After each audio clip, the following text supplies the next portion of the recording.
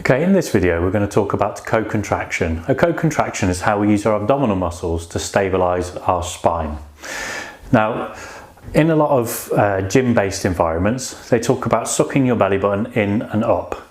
And although that will tense your rectus abdominis muscle down through here and your transverse abdominis, it's actually going to switch off your back muscles because of the activist synergist. And what I mean by that is, if we're going to bend our arm, so if I bend my arm like this, I will activate the bicep muscle and I will deactivate the tricep muscle. If I don't deactivate the tricep, my arm's not going to move.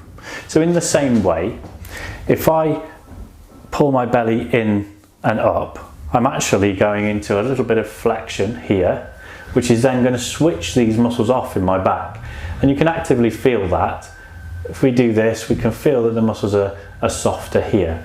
So instead of bringing your belly button in and up and tensing this way, which pulls you into a little bit of flexion, what we want to do is actually push our belly out.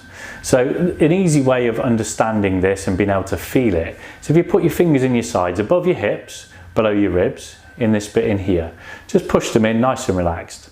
Now what I want you to do is push your belly out as if somebody's going to hit you.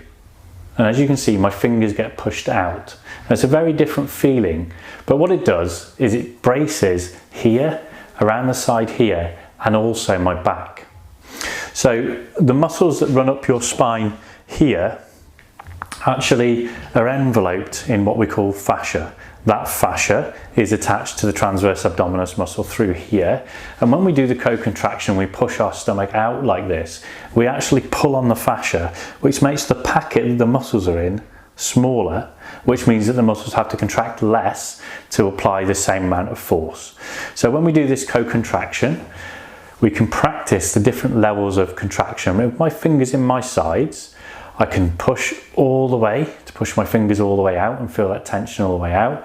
I can relax and I can gradually just increase it a little bit.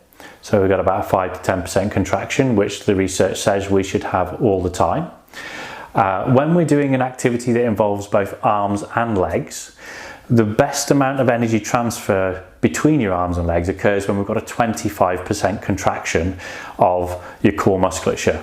So if we can practice, put your fingers in your sides and push, that's 100%. I'm going to relax it off. That's about a quarter, that's 25%. So that's ideal for if I'm running or if I'm doing overhead press, something like that, where I'm using my arms and my legs. And then just when we're stood here talking, when we're going about our day, we want about a 5 to 10% contraction. So just a general awareness of that tension in the core. And that will really stabilise our spine and protect our back.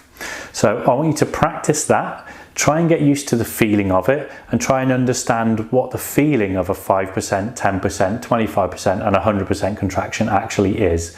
If you can understand and know what that feels like, then you can actually activate that more often and stabilise your back and look after your back.